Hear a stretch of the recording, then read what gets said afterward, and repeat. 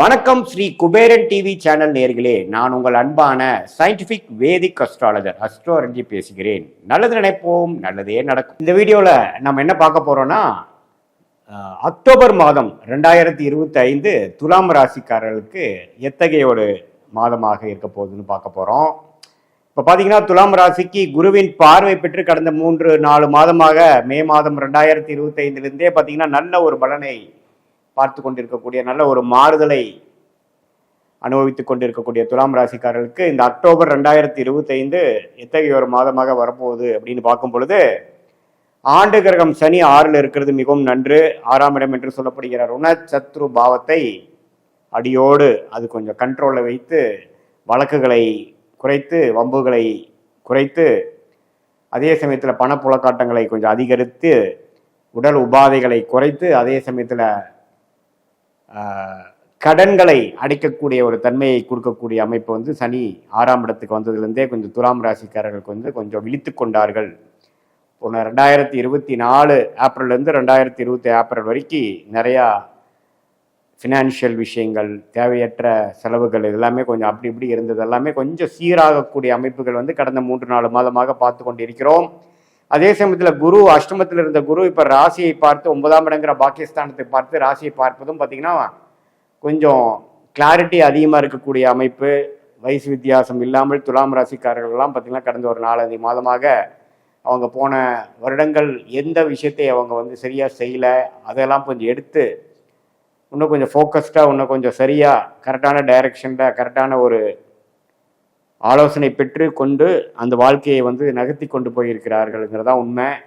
அதே சமயத்தில் ராகு கேது பார்த்தீங்கன்னா 5ஆம் இடத்துல ராகுவும் 11ஆம் இடத்துல கேதும் இருந்து குழந்தைகள் விஷயமாக பூர்வ புண்ணிய விஷயத்தில் நம்மளுடைய மெனக்கெடுதல், சில எஃபோர்ட்ஸ் எல்லாமே போட்டுட்ருக்கோம். குழந்தைகளுக்கு சில செட்டில்மெண்ட் செய்யக்கூடிய அமைப்பு, படிப்பு விஷயங்கள், வேலை விஷயங்கள், வெளிநாட்டில் போய் படிக்க வைக்கிற விஷயங்கள், அவங்களுக்கு கல்யாண விஷயங்கள்லாம் கொஞ்சம் நாம் அதிகமாக பேரண்ட்ஸ் ஆகிய துலாம் ராசிக்காரர்களாகிய நீங்கள் வந்து கொஞ்சம் மெனக்கடுறீங்க, கொஞ்சம் ஃபோக்கஸ் பண்ணுறீங்க அப்படிங்கிற விஷயங்கள்லாம் கொஞ்சம் அடுத்த வரக்கூடிய காலகட்டத்தில் காட்டுது.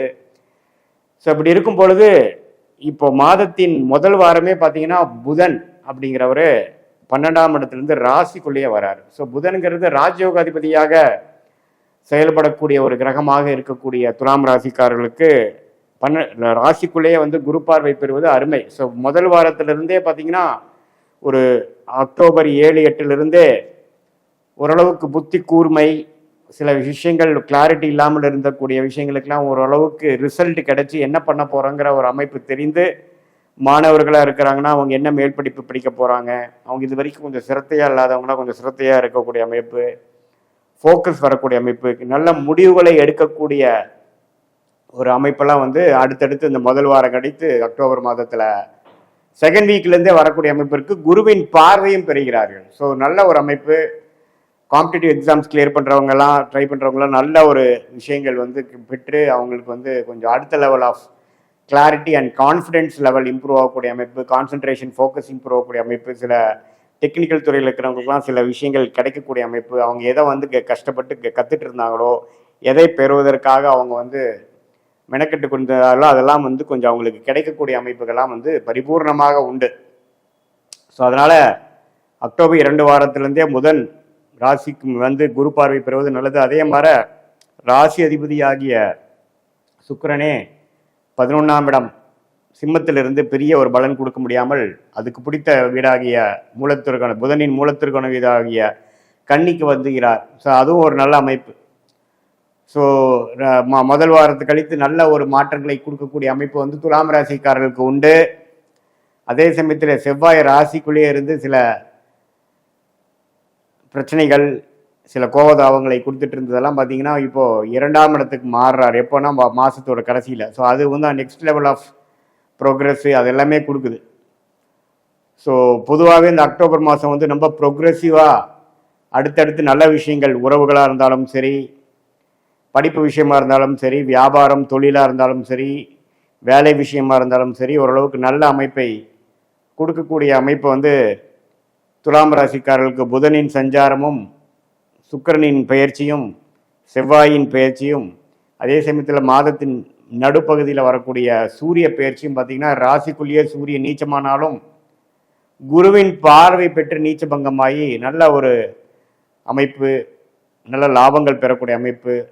சில விஷயங்கள் தேடுதல் பண்ணிட்டு இருந்த ஒரு கடந்த 6 மாதமாக சில விஷயத்தை எதிர்நோக்கி இருந்த துலாம் ராசிக்காரர்களுக்கு அவங்க கையில் சில கிடைக்கக்கூடிய அமைப்புகள், இதெல்லாம் பரிபூர்ணமாக கிடைக்க ஒரு அமைப்பு வரக்கூடிய அந்த புதன், சூரியன், சுக்கிரன் பயிற்சிகளும் செவ்வாயின் பயிற்சி மாதத்தின் இறுதியில் நடப்பதும் எல்லாமே ஓரளவுக்கு ஆல்ரெடி ஆண்டு கிரகத்தின் அமைப்பு நம்பவே சரியா இருக்கக்கூடிய துலாம் ராசிக்காரர்களுக்கு மாத கிரகத்தின் அமைப்புகளும் பார்த்தீங்கன்னா சுக்கிரனா இருந்தாலும் சரி, புதன் இருந்தாலும் சரி, சூரியனா இருந்தாலும் சரி, செவ்வாயா இருந்தாலும் சரி, ராசிக்கு சாதகமான இடத்தில் போய் குருவின் பார்வை பெறுவது ஓரளவுக்கு நல்ல அமைப்பாக, குறிப்பாக சொல்ல வேண்டுமென்றால் அக்டோபர் மாதம் 2nd வீக்லேருந்து ஒரு நல்ல அமைப்பு கொடுக்குதுங்க.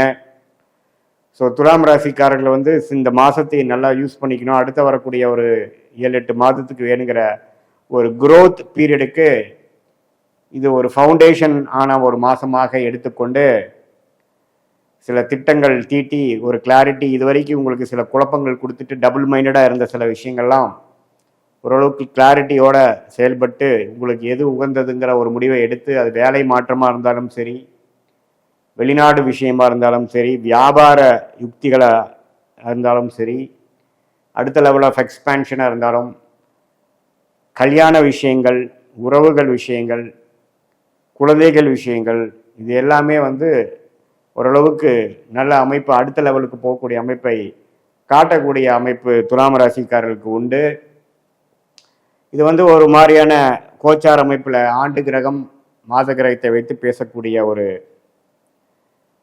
பொதுவான பலனை தவிர, உங்களுடைய பிறந்த தேதி, பிறந்த நேரம், பிறந்த ஊர் வைத்து ஜென்ம ஜாதகத்தை உருவாக்கி அதில் வரக்கூடிய தசாபுக்திகள் என்ன, இப்போ என்ன நடந்து கொண்டு இருக்கிறது, உங்கள் லக்னம் என்ன, அந்த லக்னத்துக்கு நல்ல ஆதிபத்தியத்தை கொடுக்கக்கூடிய தசாபுக்திகள் போய்கொண்டு இருக்கிறதா, என்ன புக்தி, என்ன அந்தரம், என்ன சூக்ஷமம், இதெல்லாம் நம்ம பார்க்கும் பொழுது, இந்த கோச்சாரத்தையும் அதை ஒருங்கிணைத்து சேர்த்து பார்க்கும் பொழுது அடுத்த வரக்கூடிய 3 மாதம், 6 மாதம், 1 வருடம் எப்படி இருக்குது, எது மாதிரி முடிவுகள் எடுப்பது நல்லது, எந்த விஷயம் எது நடக்கிற மாதிரி தெரிகிறது, ஜோதிடத்தோடைய இந்திய வேத ஜோதிடத்தோட அந்த அருமையை நம்ம பயன்படுத்தி அதன் மூலமாக கரெக்டான முடிவுகளை, சரியான ஒரு திட்டங்களை தீட்டி நமக்கு தகுந்த விஷயத்தை நோக்கி நம்ம போகும் பொழுது சமய விரயங்கள், பொருள் விரயங்கள்லாம் தவிர்த்து எதிர்நீச்சல் போடாமல் நன்றாக, ஈஸியாக, எளிதாக நமக்கு வேணுங்கிற குறிக்கோள்களை அடைந்து வாழ்க்கையில் வெற்றி பெற முடியும். இந்திய வேத ஜோதிடம் இந்த ஒளி தத்துவ பிரகாரம் வரக்கூடிய அமைப்பு மூலமாக கண்டிப்பாக நாம் சரியான முடிவுகளை எடுத்து நம்ம ஜெயிக்க முடியும். இது இப்போ நம்ம பார்த்தது பொதுவான பலனை தவிர, நம்மளுடைய ஜென்ம ஜாதகத்தில் பார்க்கும் பொழுது இன்னுமே துல்லியமான பலன்கள், ஒரு ஜாதகம் என்ன சொல்லுதுங்கிறதை வைத்து நம்ம பார்த்து அது பிரகாரம் நம்ம முடிவு எடுக்குமே ஆயின் வாழ்க்கையில் எளிதில் வெற்றி பெற முடியும் என்று சொல்ல விரும்புகிறேன். மீண்டும் மற்றொரு காணொளியில் சந்திப்போம். நன்றி, வணக்கம். ஸ்ரீ குபேரன் டிவியை பார்த்தமைக்கு நன்றிகள். மேலும் இது போன்ற தகவல்களை தெரிந்து கொள்ள ஸ்ரீ குபேரன் டிவியை சப்ஸ்கிரைப் செய்யுங்கள். மறக்காமல் பெல் ஐக்கானை கிளிக் செய்யுங்கள்.